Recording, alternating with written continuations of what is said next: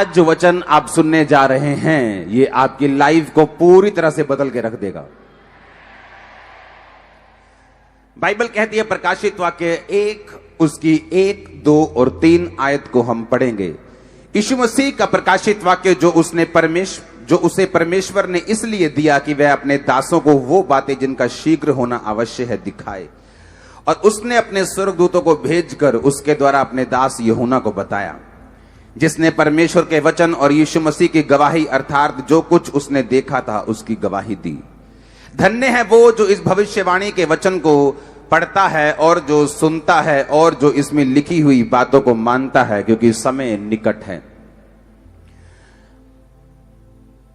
प्रकाशित वाक्य एक ऐसी पुस्तक है बाइबल की, अपने हाथों को उठाओ खुदावंद, अपने आप को हम तेरे हाथों में सौंपते हैं। आज तेरा रूह खुदावंद बात करे, आज तेरा रूह मुझसे बात करे खुदावंद, इन लोगों के हृदय को छिदे, ये बदल जाए खुदावंद, तुझ में चलें और भागें और दौड़ें और सेम न रहें, इन जीसस ने। आज बाइबल कहती जो कोई भी इस वचन को सुनेगा वो ब्लेस होगा। सिर्फ सुनने से ही वो जो पढ़ेगा यानी मैं, वो ब्लेस होगा, यानी आप जो ब्लेस होंगे। आप ऑलरेडी ब्लेस हैं इस प्रेजेंस में आके यीशु मसीह के नाम में। प्रकाशित वाक्य बाइबल की एक लौती ऐसी पुस्तक है जिसने ये लिखा है कि अगर तुम सिर्फ इसे सुन ही लोगे या सिर्फ इसे पढ़ ही लोगे तो भी तुम ब्लेस हो जाओगे, तो भी तुम आशीषित हो जाओगे। आमीन।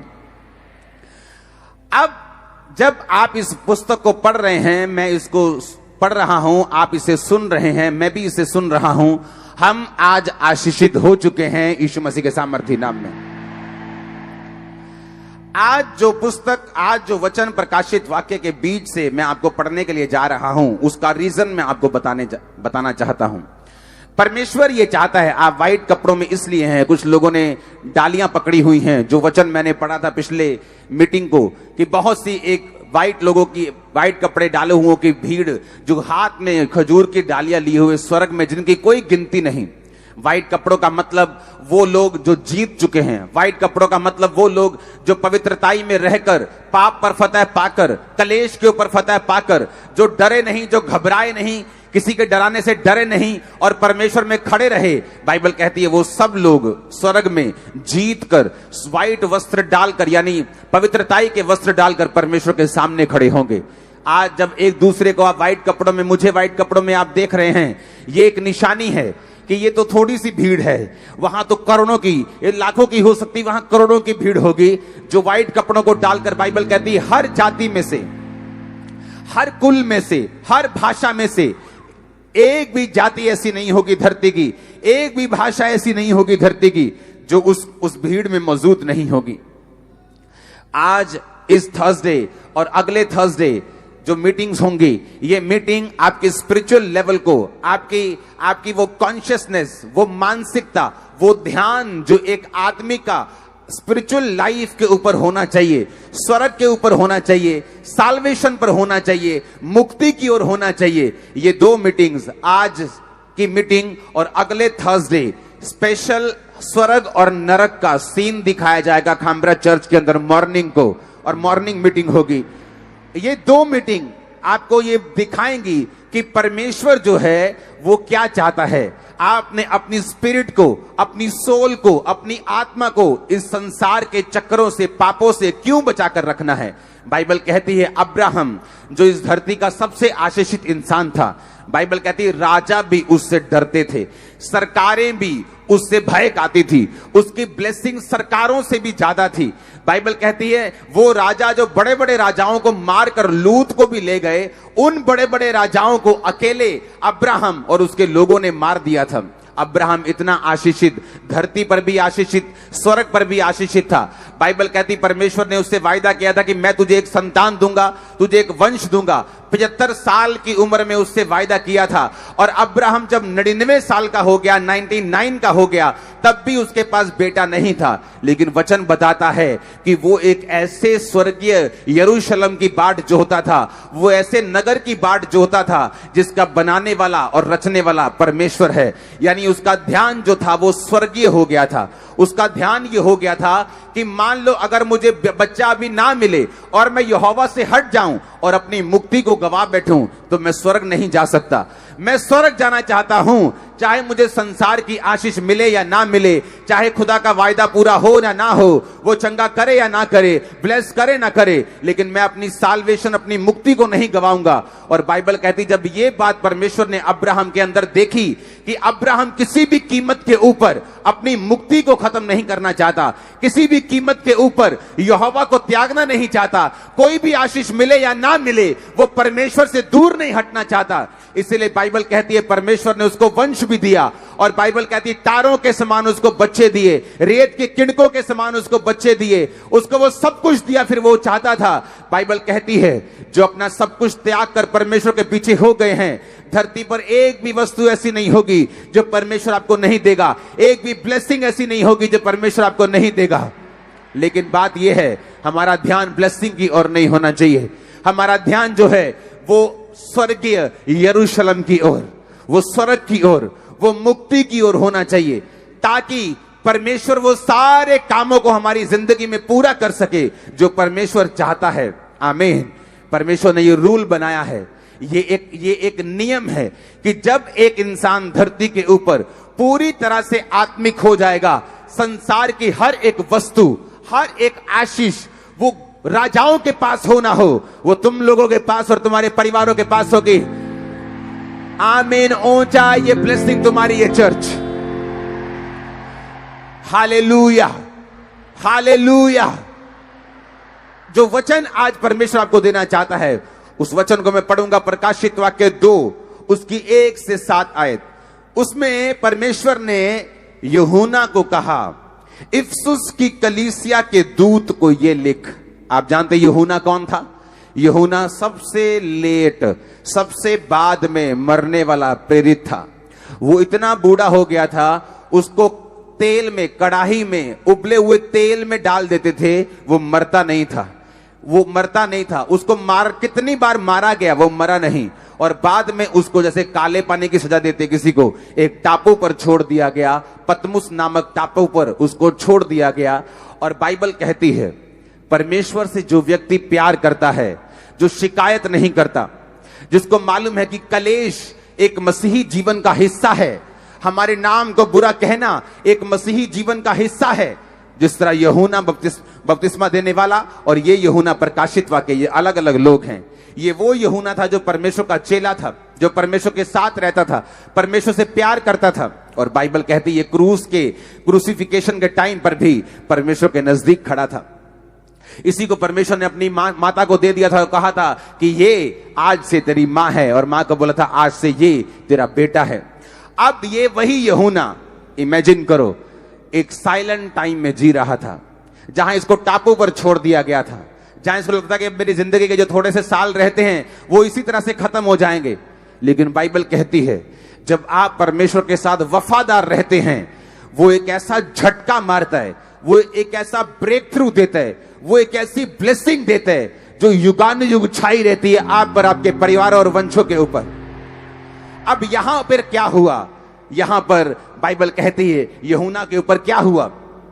यूहन्ना को परमेश्वर ने एक दर्शन दिया, उसे अपना आप दिखाया, उसे प्रकाशित वाक्य दिया, और उसी यूहन्ना को कहा इफसुस की कलीसिया के दूत को ये लिख, जो 7 तारे अपने दाहिने हाथ में लिए हुए है और सोने की 7 दीवटों के बीच में फिरता है। वह ये कहता है कि मैं तेरे काम, तेरे परिश्रम, तेरे धीरज को जानता हूं, ये भी कि तू बुरे लोगों को देख नहीं सकता, और जो अपने आप को प्रेरित कहते हैं और है नहीं, उन्हें तूने परख कर झूठा पाया है।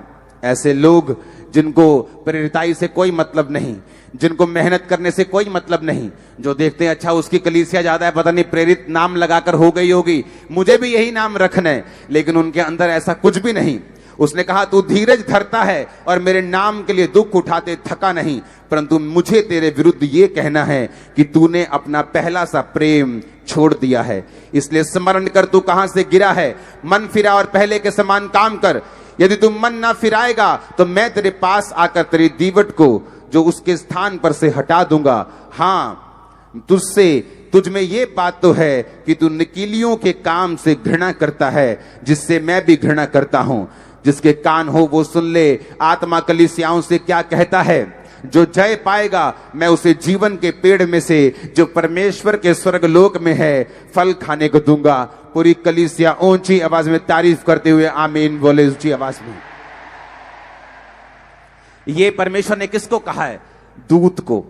अगर आप दूत को यूनानी भाषा में पढ़े तो दूत का मतलब है एग्लोस, यानी एक मैसेंजर, एक पास्टर को भी एक दूत कहा गया है कलीसिया में।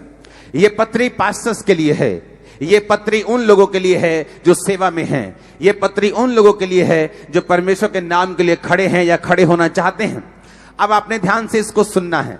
उसने क्या कहा? मैं तेरे काम को, परिश्रम को जानता हूं, परंतु मुझे तेरे विरुद्ध अब यह कहना है कि तूने अपना पहला सा प्रेम छोड़ दिया है। पहला प्रेम। जब तुम परमेश्वर में आए थे तुम्हारी प्रार्थना 7 घंटे की थी। जब तुम परमेश्वर में आए थे तुम्हारी प्रार्थना 5 घंटे की थी। तुम रोजे रखते थे, तुम चर्च मिस नहीं करते थे, तुम बड़े एक्साइटेड थे, तो अपने रिश्तेदारों को जवाब देते थे, थकते नहीं थे। कोई भी विरोधी कुछ बोले तुम उसे नम्रता से जवाब देते थे। तुम बताते थे कि यीशु मसीह ही परमेश्वर है, यीशु ही प्रभु है। तुम अपनी गवाहियों को देते थे, तुम डरते नहीं थे, तुम घबराते नहीं थे। लेकिन परमेश्वर ने तुम्हें एक ताना मारा। उसने कहा मैं तुम्हारे काम को जानता हूं, मैं तुम्हारे परिश्रम को जानता हूं, मैं तुम्हारे धीरज को भी जानता हूं, मैं ये भी जानता हूं कि तू बुरे लोगों को देख नहीं सकता, मैं ये भी जानता हूं कि तुम्हारी तरह ही बहुत से लोग नकली भी उठने की कोशिश कर रहे हैं। मैं ये भी जानता हूं कि तू मेरे नाम के कारण दुख भी उठाता है, पर मुझे तेरे विरुद्ध ये कहना है कि तूने अपना पहला प्रेम, जो पहला सा प्यार था मेरे विरुद्ध, वो तूने छोड़ दिया है। कोई भी कलीसिया में हिलेगा नहीं अभी। उसने कहा तूने मुझसे पहला प्यार छोड़ दिया है। पहला प्यार याद करो। जब तुम परमेश्वर में आए थे तुम चर्च मिस नहीं करते थे। जब तुम परमेश्वर में आए थे तुम मीटिंग्स मिस नहीं करते थे। जब तुम परमेश्वर में आए थे तुम्हारी प्रार्थना कितने घंटों की थी। जब तुम परमेश्वर में आए थे किस लेवल की पवित्रताई में तुम जीते थे। जब तुम परमेश्वर में आए थे किस तरह से तुम प्रार्थना करते थे, किस तरह से तुम वर्शिप करते थे, किस तरह से तुम रोजे रखते थे। अब परमेश्वर तुम्हारे खिलाफ यह कहता है कि स्मरण कर तुम कहां से गिरे हो। कहता है याद कर तुम कहां से गिरना शुरू हुए।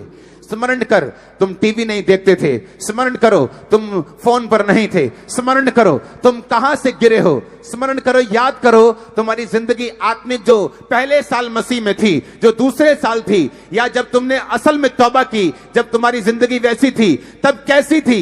परमेश्वर ने कहा याद करो तुम कहां से गिरे हो।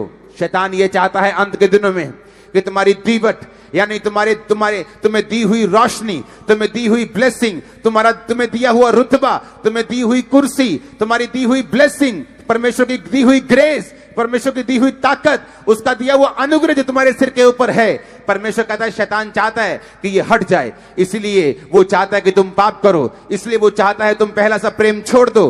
परमेश्वर ने कहा ध्यान करो, मन फिराओ, देखो तुम कहां से गिरे हो, कहीं ऐसा ना हो मैं तुम्हारी दीवट को उस स्थान से हटा दूं। परमेश्वर ने कहा जो जय पाएगा मैं उसे स्वर्ग में उस जीवन के वृक्ष में से फल खाने को दूंगा जो स्वर्ग लोक में है। जो जय पाएगा मैं उसे श्वेत पत्थर दूंगा। जो जय पाएगा मैं उसे खंबा बनाऊंगा परमेश्वर के भवन का।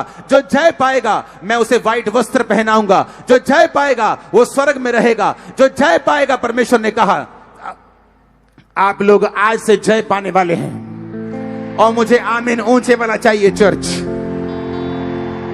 मैंने कहा मुझे आमीन ऊंचे वाला चाहिए।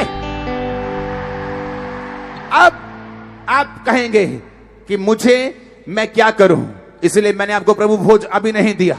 आप प्रभु भोज को बाइबल में समेट के बैठे हैं। ओके, हम लेंगे उसे, लेकिन आज समझ के उसे लेंगे। आज हम पहला प्यार परमेश्वर के साथ स्थापित करके उसे लेंगे। जो पहला प्यार खुदाबंद के साथ हमने किया था, आज सब लोग तौबा करके उस पहले प्यार में जाकर लेंगे यीशु मसीह के सामर्थी नाम। आमीन। मेरे को आज एक्स्ट्रा ऑर्डिनरी वाला चाहिए। हालेलुया।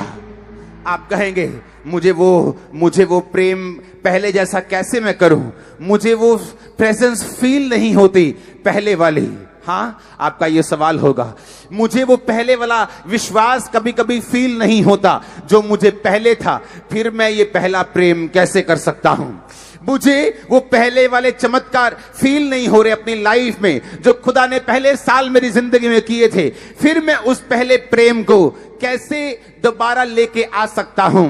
तो मैं आपको खुशखबरी देना चाहता हूं, ये पहला प्रेम, परमेश्वर इस पहले प्रेम को किसी मन में जगाने के लिए आपको नहीं कह रहा, या ये पहला प्रेम किसी दिमाग का या किसी दिल का प्रेम नहीं है। ये पहला प्रेम परमेश्वर जो आपसे कह रहा है, ये कर्मों का प्रेम है, ना कि दिल का प्रेम। अगर वही प्रार्थना जो पहले करते थे अब करने लग जाएंगे तो पहले प्रेम में आ जाएंगे।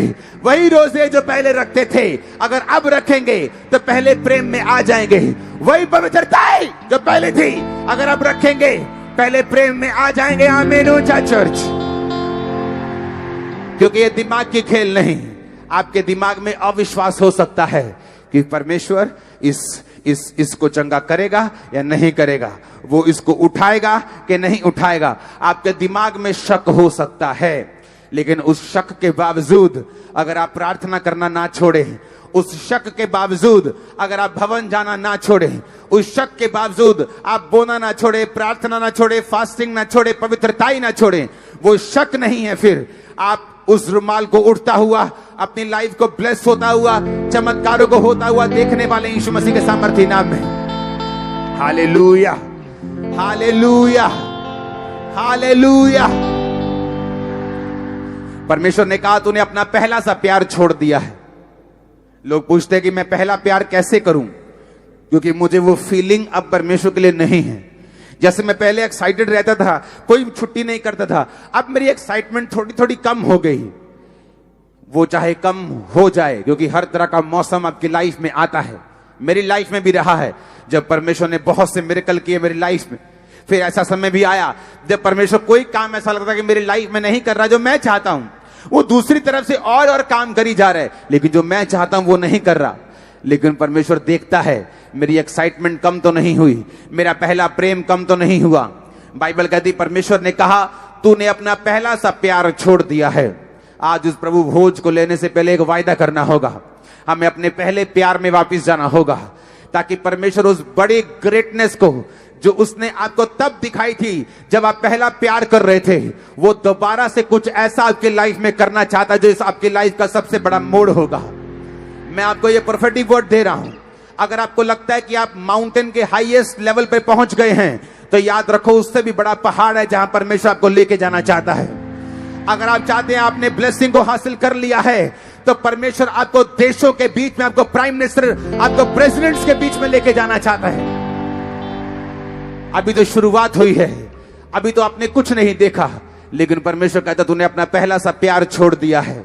वो पहला प्यार, एक्साइटमेंट जब कम हो जाए दिल में, जब दिल करे ये नहीं करना, अब चर्च जाने का जब दिल ना करे, फास्टिंग करने का दिल ना करे, जब बोने का दिल ना करे, दिल ना करने के बावजूद परमेश्वर कहते हैं अपने पहले प्यार को तू छोड़ना मत। थिस्सलुनीकियों 4 उसकी 3 से 5 आयत को हम पढ़ेंगे, और उसके बाद पहला कुरिन्थियों 6 उसकी 18 से 20 उसको बाद में पढ़ेंगे।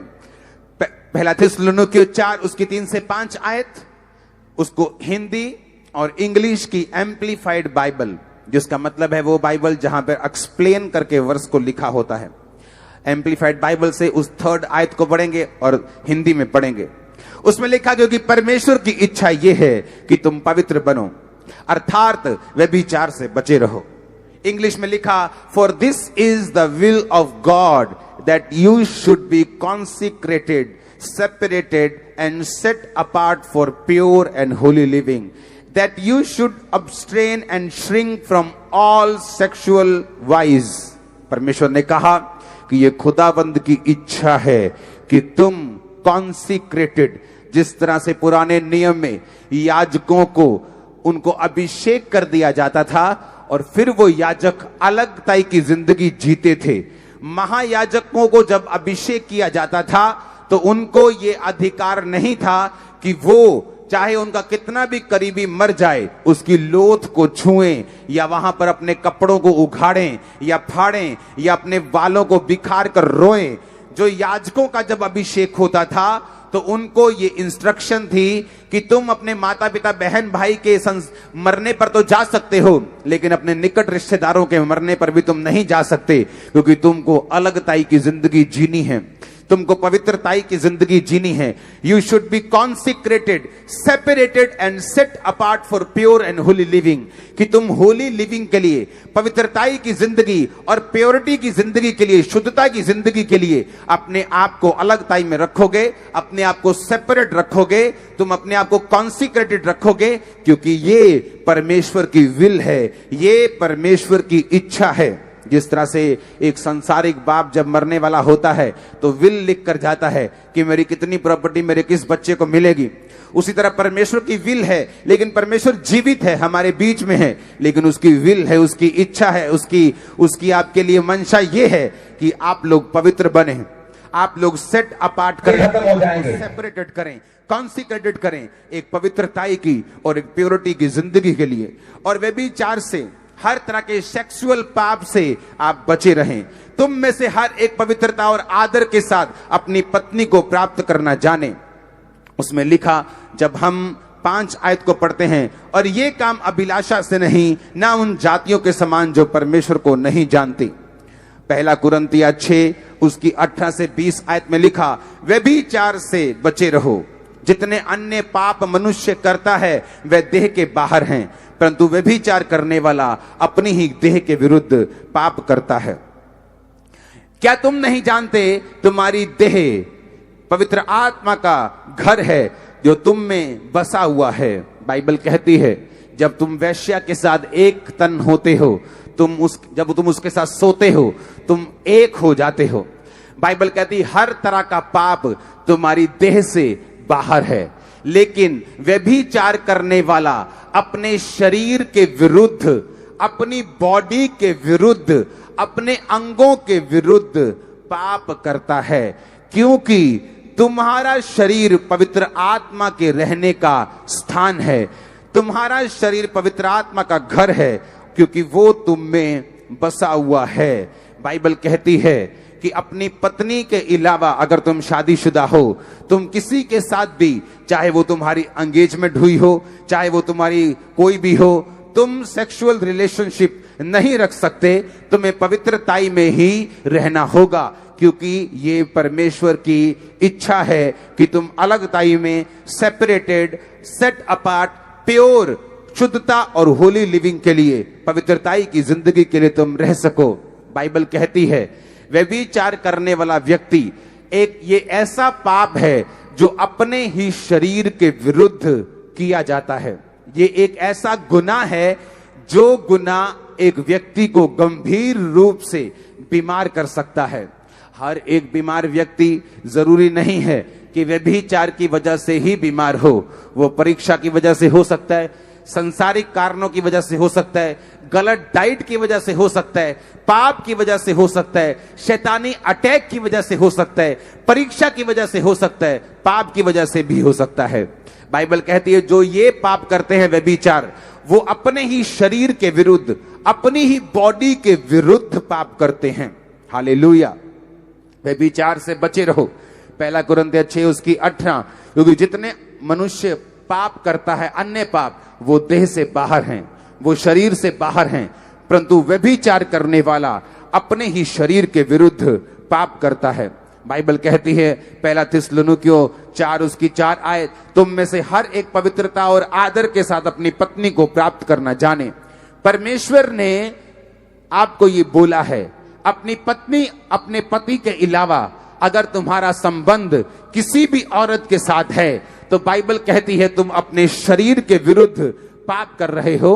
बाइबल कहती है ये पाप तुम्हारा आत्मिक भी है, जो तुम्हें नरक में लेके जा सकता है, और ये ऐसा पाप है जिससे तुम शारीरिक रूप से भी एक बड़ी दुर्घटना को इकट्ठा कर रहे हो, जो कभी भी तुम्हारी जिंदगी के ऊपर आ सकती है।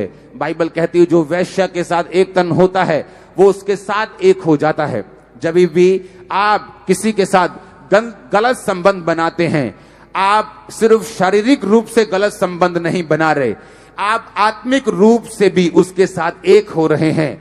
आप उसके श्रापों को भी ले रहे हैं, आप उसकी दुष्ट आत्माओं को भी ले रहे हैं, आप उसके सारी गंदगी को भी ले रहे हैं। वो सारे आत्मिक श्राप, वो सारी गंदगी जो आत्मिक उसकी जिंदगी पे है, आप वो भी अपने ऊपर, वो सारा बैड लक भी अपने ऊपर और अपने शरीर के ऊपर बीमारियों को भी ले रहे हैं। बाइबल कहती है, परमेश्वर ने कहा जितने मनुष्य अन्य पाप करता है वो शरीर से बाहर हैं। आप जानते पाप कई प्रकार के हैं। ऐसे बहुत से पाप हैं जो आपको नरक में नहीं लेके जाते। बाइबल कहती है बहुत से ऐसे पाप हैं जिनका फल मृत्यु नहीं। कुछ पाप ऐसे हैं जो आपको नरक तो नहीं लेके जाते, लेकिन उनका असर आपकी जिंदगी पे रहता है। पर कुछ पाप ऐसे हैं जो आपको मौत की ओर लेके जाते हैं, जो आपको आत्मिक मृत्यु की ओर लेके जाते हैं। जब एक व्यक्ति आत्मिक रूप से मर जाता है, वो शारीरिक रूप में कभी भी शैतान के बड़े अटैक को कभी भी अपनी जिंदगी पे देख सकता है। कभी भी शैतान उसकी लाइफ पे, उसके फाइनेंस पे अटैक कर सकता है। ऐसे बहुत से लोग हैं जिनकी लाइफ में परमेश्वर ने उसको अच्छे बिजनेस के साथ ब्लेस किया, अच्छी सेवकाइयों के साथ ब्लेस किया।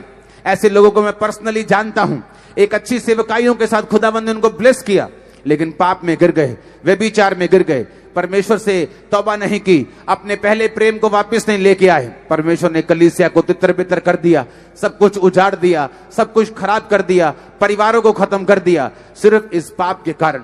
बाइबल कहती जो कोई व्यक्ति इस पाप से बचा रहेगा और मूर्ति पूजा से बचा रहेगा, वो एक बड़े गंभीर पापों से बचा रहेगा और वो अपनी साल्वेशन से भी, साल्वेशन के अंदर भी बना रहेगा और परमेश्वर की ब्लेसिंग के अंदर भी बना रहेगा। बाइबल कहती है जब पौलुस बहुत से प्रेरितों के पास जब वो गया मिलने के लिए, तो उनको ये बताया गया, उनके साथ डिस्कशन हुई कि तुम मूर्ति पूजा से बचे रहो, गले घोटे हुओं के मांस से, यानी उस बलिदानों से जो शैतान के लिए दिया जाता है उससे भी बचे रहो, और तुम मूर्ति पूजा से बचे रहो, और तुम व्यभिचार से बचे रहो। ये सारा कुछ बाइबल कहती है परमेश्वर के दासों ने पौलुस को बताया और पौलुस भी यही बातें सेम कर रहा था। आपको ये बात ध्यान रखनी है, परमेश्वर ने कुछ बड़ा देने के लिए आपको अपने पास बुलाया है और शैतान ये बात जानता है, इसलिए वो कलीसिया को ऐसे गंभीर पापों में फंसा के रखता है ताकि जो दीवट, ताकि जो बुलाहट, जो ब्लेसिंग, जो ग्लोरी, जो महिमा परमेश्वर ने आपको देनी है वो परमेश्वर आपको कभी ना दे सके, वो आपके स्थान से हटा दी जाए। शैतान उन चीजों को छीन ले, उन आशीषों को, उन आत्मिक बरकतों को, आत्मिक अथॉरिटी को, वो आत्मिक पोजीशन को छीन ले जो परमेश्वर ने आपको देनी है। याद रखो, अगर आपकी आत्मिक पोजीशन हिल गई तो आप कभी भी परमेश्वर से उन बरकतों को नहीं पा सकते। अंधा जब चंगा हुआ, बाइबल कहती है उसने परमेश्वर को पुकारा, पहली बात उसकी शारीरिक पोजीशन, जो वो उस सड़क पे बैठा था जिस सड़क से प्रभु यीशु मसीह गुजर रहे थे, वो सही थी। उसकी आत्मिक पोजीशन कि उसने यीशु मसीह को पुकारना छोड़ा नहीं, अपने उस कपड़े को जो एक सर्टिफिकेट भिखारी होने का था उसको फेंक कर कि अब मैं भीख नहीं मांगूंगा, खुदाबंद का बेटा बन गया हूं, उसके पीछे चलूंगा। आत्मिक पोजीशन को भी सही किया। जब तक आपकी शारीरिक पोजीशन सही नहीं, आप किसी अच्छी चर्च के मेंबर नहीं, आप किसी जीवित चर्च के मेंबर नहीं, जहां खुदावंद के कलाम को आपको सुनाया जाए, जहां परमेश्वर की शिक्षा हो, जहां साल्वेशन का प्रचार हो, जहां मुक्ति का प्रचार हो, जहां पाप के विरुद्ध में बोला जाए, जहां हीलिंग्स हो, मिरेकल्स हो, अगर आप ऐसी जीवित चर्च का हिस्सा नहीं, आप बहुत डेंजर में हैं। आपकी शारीरिक पोजीशन फिर सही नहीं है। जब तक आपकी शारीरिक पोजीशन सही नहीं, आपकी आत्मिक पोजीशन भी सही नहीं होती, क्योंकि बाइबल कहती है एक कोयले की उस भट्टी में से जब एक जीवित कोयला, एक आग से बलता हुआ कोयला जब हम निकाल कर बाहर रख देते हैं तो वो थोड़ी देर तो जलता रहता है, पर थोड़ी देर के बाद वो जलना बंद कर देता है। लेकिन बाकी कोयले जो इकट्ठे रहते हैं वो जलते रहते हैं। शैतान मूर्ख बनाता है लोगों को। जब वो आप अच्छी कलीसियाओं से बाहर निकलते हैं, आपको लगता है पहले 1 साल 6 महीने मेरी तो स्पिरिचुअल लाइफ में कोई फर्क नहीं पड़ा। ओ चर्च में जाते कभी कोई वॉलंटियर बोलता है मेरा दिमाग वहां खराब हो जाता है, कभी फलाना बंदा ये मेरे को ये बोल देता है मेरा दिमाग खराब हो जाता है, मैं जलता हूं, मैं कुटता हूं। इससे अच्छा है घर बैठ के बंदगी करो। ये शैतान का सबसे बड़ा हथियार है। क्योंकि जो उसने कोयला भट्टी में से बाहर निकाला है वो एकदम से कभी भी ठंडा नहीं होता, उसको टाइम लगता है ठंडे होने के लिए। शैतान एकदम से आपको ठंडा नहीं कर सकता, वो धीरे धीरे करके आपकी लाइफ में उन चीजों को करता है। वो एकदम से आपको गंदगी नहीं दिखाता, पहले आप थोड़ी सी गंदगी देखते हैं, फिर आप थोड़ी थोड़ी सी गंदगी को स्वीकार करना शुरू करते हैं, फिर आप फेसबुक पे जाते हैं, फिर आप इंस्टाग्राम पे जाते हैं, फिर रील्स पे जाते हैं, फिर आप कहीं और पहुंच जाते हैं। और शैतान का ये हथियार है, वो धीरे धीरे आपको अपने गुनाहों में, पापों में और जालों में फंसाता है। आपको ऐसा नहीं करना, आपको पहले कदम के ऊपर आज शैतान को नाश करना है। वो शैतान जो आपकी लाइफ में काम कर रहा है, आज खुदावंद की फायर उस पे उतरे और उसके सारे काम चल के नाश हो जाए। आमीन हो जाए बरकत आपकी। Hallelujah, hallelujah. और इसी तरह से शैतान चाहता है कि लोग संगतियों में ना रहें, वो चर्चिस में ना रहें, वो अच्छी संगतियों के भागी ना हों, क्योंकि परमेश्वर का एक प्लान है। वो चर्च में जब आप जाते हैं वो आपको विजन के नीचे रखता है। वो विजन क्या है? आप सिर्फ सेव होने के लिए नहीं बुलाएंगे, मेरी बात को ध्यान से सुनना।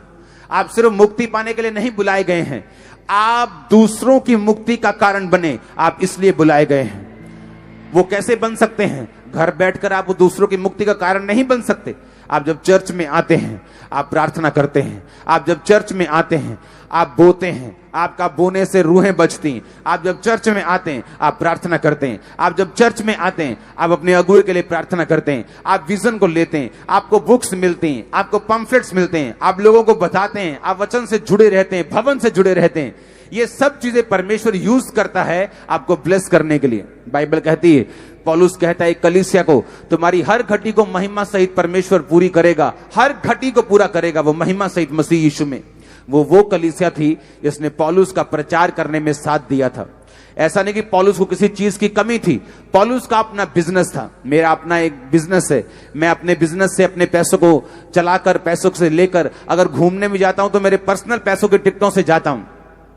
मेरा एक काम है जो मैं करता हूं, चर्च के पैसों से मैं नहीं जाता हूं। मैं चर्च के पैसों में जाता हूं जब मुझे क्रूसेड करने के लिए जाना हो, लेकिन जब अपने काम के लिए जाता हूं मैं अपने पैसों से जाता हूं। अगर मैं बाहर खाना खाता हूं तो अपने पैसों से खाता हूं, क्योंकि ताकि कलीसिया से मुझे मांगना ना पड़े, ताकि जब मैं कलीसिया को बोने के लिए बोलूं तो कलीसिया ये ना समझे कि पास्टर्स अपनी जरूरतों के लिए कह रहा है। मेरे पास इतना है, मैं ब्लेस हूं और मैं दूसरों को ब्लेस कर सकता हूं, इतना मेरे पास है। क्योंकि मुझे मालूम है कि जो कुछ मेरे पास है मुझे साल्वेशन के लिए इस्तेमाल करना है, जो कुछ मेरे पास है मुझे मुक्ति के लिए इस्तेमाल करना है। जब हम झुंड में रहते हैं, जब हम बंदगी में रहते हैं, जब हम भवन में रहते हैं, खुदावंद की ब्लेसिंग, उसकी कृपा हम पे बनी रहती है। जब हम विजन में लगे रहते हैं, विजन में जुड़े रहते हैं, वो लोग सेल्फिश हैं जो किसी जीवित चर्च का हिस्सा नहीं, जो ये कहते हैं हम घर बैठकर बाइबल स्टडी कर लेंगे, घर बैठकर बंदगी कर लेंगे। नो नो नो नो, अगर आप बंदगी करने के लिए नहीं बुलाए गए हैं और आप घर बैठे बंदगी कर रहे हैं, आपको मालूम है ये गलत है। हर बंदा पास्टर होने के लिए नहीं बुलाया गया, हर बंदा इवेंजलिस्ट होने के लिए नहीं बुलाया गया, हर एक बंदे का अलग अलग रोल है, हर बंदा अलग सेवकाई करने के लिए भी नहीं बुलाया गया। अगर हम अपने अपनी रोल को निभाएंगे, बाइबल कहती है जो काम, जो ब्लेसिंग परमेश्वर ने आपको देनी है वो शैतान कभी भी आपसे छीन नहीं पाएगा। वो लोग जो आराम से मिनिस्ट्रीज में रह के ब्लेस होते हैं, उन्हीं ब्लेसिंग्स को लेने के लिए वो कितनी प्रार्थनाएं करते हैं जब अलग होते हैं, कितनी मेहनत करते हैं जब अलग होते हैं, और तब भी उस लेवल तक नहीं पहुंच पाते, कितने कितने साल। ये परमेश्वर की उनको निशानी होती कि तुम गलत जगह के ऊपर हो, तुम गलत रीति से मेहनत कर रहे हो। परमेश्वर ने कहा तूने अपना पहला सा प्रेम छोड़ दिया है, देख तू कहां से गिरा और मन फिरा, देख तू कहां से गिरा और मन फिरा, और पहले के समान कार्य कर।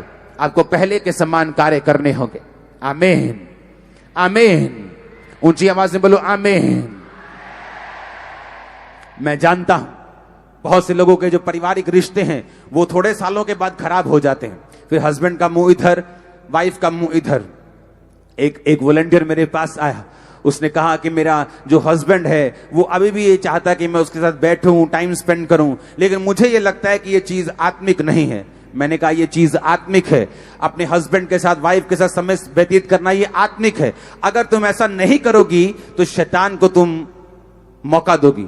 उसे लगा कि ये पास्टर इतना आत्मिक नहीं है, ये मुझे पवित्रताई से बाहर कर रहा है। थोड़े दिनों के बाद उसका हस्बैंड उसी की मोहल्ले की एक लड़की के साथ भाग गया। मैंने कहा अब बता क्या हुआ, तूने मेरी बात को नहीं सुना, जो बाइबल कहती है उसे नहीं सुना। अब बता, शैतान ने तेरी लाइफ में काम किया, ना तो बाइबल से ऊपर जाना है, ना तो इससे नीचे रहना है, ना तो परमेश्वर ने कहा अपने आप को इतना भी धर्मी मत बना, इतना भी तू शहद मत पी कि तू खाकर उसे उगल दे। कितने मेरी बात को समझ रहे हैं? तू मिडिल में रहना है, ना तो फैशन का अगुआ बनना है और ना ही बहुत पीछे रहना है। ऐसा ना हो कि फैशन का तू अगुआ बन जाए और लोग बिगड़ जाएं, और ना ही तू इतना बैकवर्ड हो कि जो अब की लोग हैं, जो अब का यूथ है, उसे लगे कि ये बहुत बैकवर्ड है, इसको हम फॉलो नहीं कर सकते। तूने बीच में रहना है। आमीन। तूने बीच में रहकर सारे काम करने हैं, बैलेंस रह के तूने सारे काम करने हैं।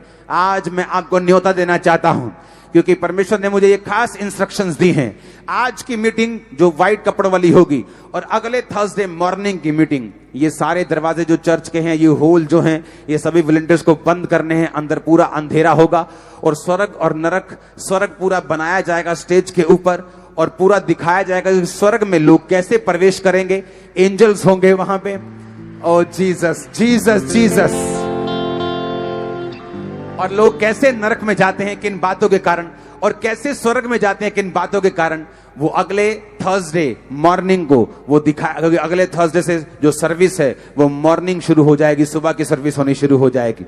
तो अगले थर्सडे आपको वो दिखाया जाएगा। एक स्वर्ग पूरा यहां पे बना होगा, पूरा ऊंचे तक, लास्ट तक ऐसा स्वर्ग होगा। और स्वर्ग में किस तरह से एंजल्स, किस तरह से शैतान क्या सोचते हैं, किस तरह से लोग जो मर जाते हैं, किस लेवल पे वो जज किए जाते हैं, कैसे होता है। और अगले थर्सडे जो लोग बचे हुए नहीं, आपका भाई, आपका बहन, आपके मोहल्ले, आपके नगर के लोग, उन्हें लेके आइए। उनको बुक्स दी जाएंगी, उनको तौबा का प्रीच किया जाएगा, वो बचाए जाएंगे, वो चंगे भी होंगे और आजाद भी होंगे। मैंने आपको बताया था कि ये 2 हफ्ते आप मिस नहीं कर सकते। आज का थर्सडे और ये संडे, और अगला थर्सडे और वो संडे, ये 2 हफ्ते बहुत इंपॉर्टेंट है। ये आपकी स्पिरिचुअल लाइफ को फिट कर देंगे। आपको मालूम होगा कि मुझे क्या करना है, कितना करना है, कब करना है, आपको मालूम होगा। आप सेम वापिस नहीं जा रहे। आमीन। ऊंचा बरकत आपकी है। Hallelujah hallelujah.